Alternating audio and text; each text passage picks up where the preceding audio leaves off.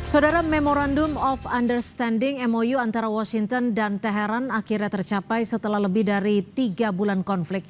Namun sejumlah pertanyaan besar masih mengemuka. Seberapa kuat jaminan kesepakatan ini akan bertahan? Mengapa Israel hingga kini belum memberikan sikap resmi, dan akankah Tel Aviv menjadi pihak yang berpotensi mengganggu kesepakatan?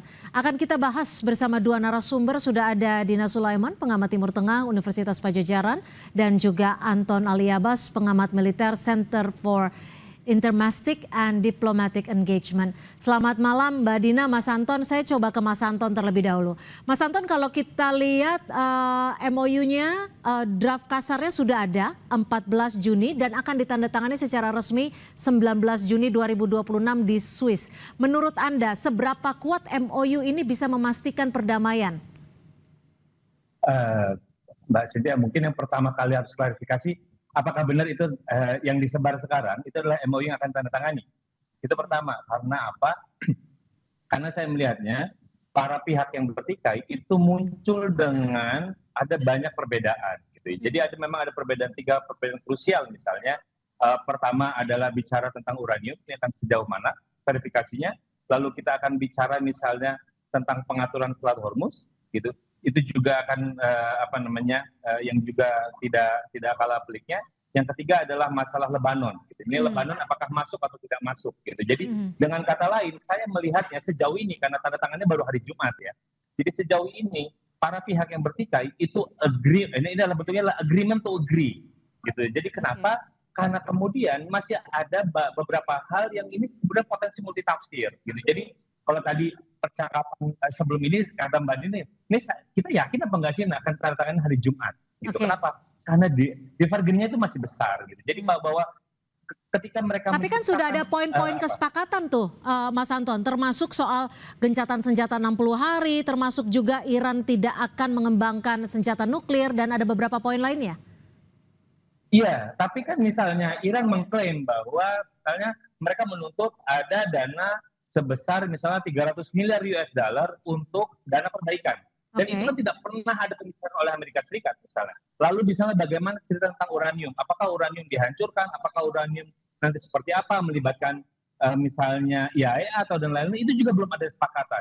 Jadi ada banyak sebenarnya titik perbedaan. Ini yang saya melihatnya bahwa masing-masing pihak itu menggunakan strategi yang namanya constructive ambiguity, di mana mereka sama-sama sepakat untuk ingin berdamai, tapi kemudian mereka menciptakan ketentuan-ketentuan yang multitafsir. Jadi dengan kata lain bahwa strategi ini itu untuk bisa masing-masing pihak menjaga kemenangan. Mesejnya itu Mbak Cynthia. Saya coba ke Mbak Dina. Mbak Dina, kalau Anda sepakat dengan perspektif Mas Anton, atau menurut Anda sebenarnya MOU ini bukan hanya sekedar agree to agree, tapi memang sudah menjadi kesepakatan yang nyata-nyata untuk perdamaian jangka panjang, tidak hanya untuk 60 hari ke depan?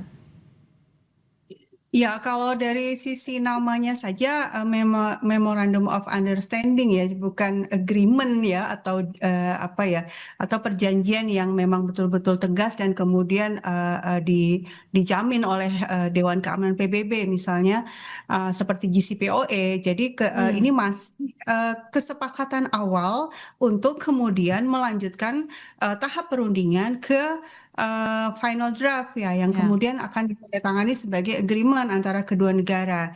Nah, di kesepakatan awal tadi, ya tadi seperti kata Mas Anton tadi, memang dua pihak ada perbedaan ya. Jadi misalnya kalau dari pihak Iran yang 14 di antara 14 poin itu, kalau terkait Selat Hormuz, ya Iran bersedia untuk membuka Selat Hormuz tapi dengan tetap di-manage oleh Iran. Tapi kan kalau Trump di media sosialnya mengatakan sekarang sudah betul-betul bebas gitu kan, kapal-kapal silahkan lewat. Nah ini kan berarti ada dua persepsi ya di antara dua pihak ini. Kalau saya pikir ada hal penting yang membuat MOU ini sebenarnya adalah hal yang patut kita sambut ya. Mudah-mudahan betul-betul diimplementasikan tentu saja dari sisi penghentian perang di semua front. Karena kita tahu korban terus berjatuhan di Libanon, Betul. itu pembantaian yang dilakukan oleh Israel masih terus dilakukan, sehingga banyak sekali warga sipil sekarang tuh angkanya total dari sejak ini ya 2024 Ya, ada ceasefire kan waktu itu, ya. sampai hari ini sudah lebih dari 3.000 orang. Nah, ini kan harus segera dihentikan.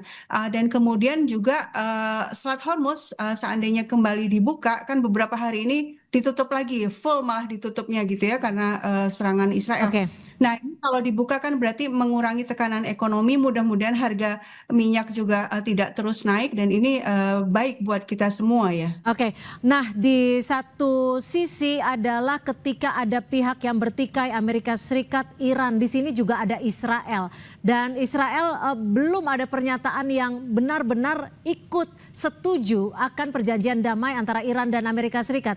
Kalau Anda, Mas Anton, apakah Israel akan kembali mengguncang perdamaian ini, menggagalkan nota kesepakatan damai ini menurut Anda? Iya, saya pikir memang dari awal yang tidak setuju dengan adanya MOU ini adalah Israel. Kenapa? Selain dari Israel ada Garda Revolusi ya, itu adalah dua faktor yang memang punya potensi untuk menjadi spoiler dari perdamaian ini. Kenapa?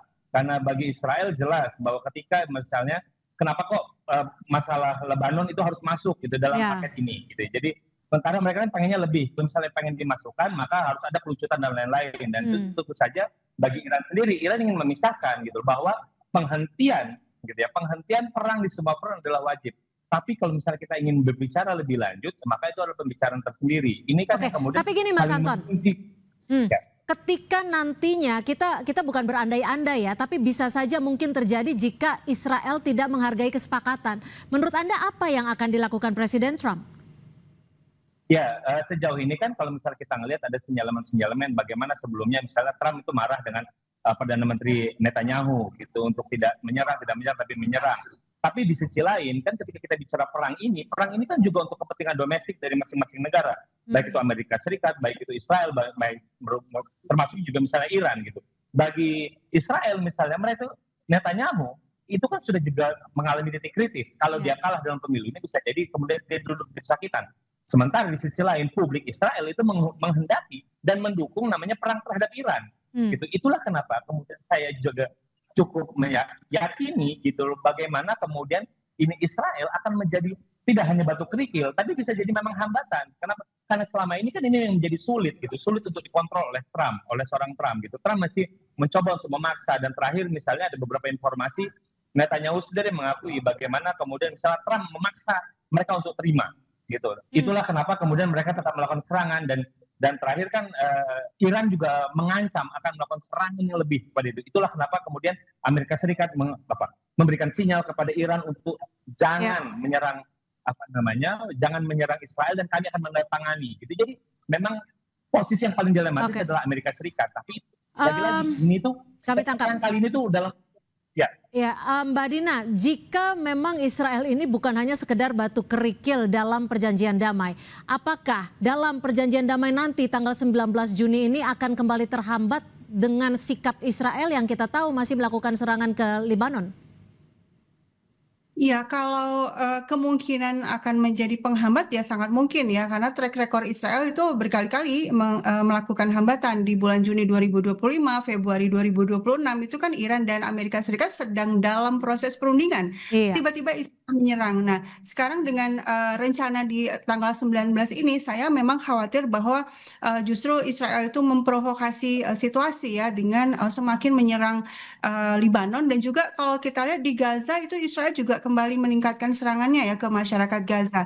Dan kemudian kita tahu bagaimana pernyataan-pernyataan menteri-menterinya, menteri-menteri Israel itu sudah berkali-kali menyatakan kita tidak mau menerima perjanjian ini, dan kemudian juga tidak mau juga keluar dari Lebanon dan seterusnya. Meskipun secara resmi sebagai state mungkin belum ya, tapi menteri-menterinya sudah menulis di Twitter pendapat mereka masing gitu. Dan ketika buat Iran garis merahnya adalah penghentian perang di seluruh front ya, sangat mungkin batal ya tanggal 19 ini. Ya. Dan ini akan menjadi ujian buat Trump nih. Apakah dia betul-betul presiden yang kuat sebagaimana dia citrakan sendiri selama ini, atau dia malah lagi-lagi ya kelihatan sebagai presiden yang lemah di hadapan Netanyahu. Oke, kita nantikan seperti apa nanti jalannya perundingan damai ataupun penandatanganan nota kesepahaman damai pada 19 Juni di Swiss. Terima kasih Mbak Dina Sulaiman dan juga terima kasih Mas Anton Aliaba sudah berbagi perspektif di Sapa Indonesia Malam. Selamat malam.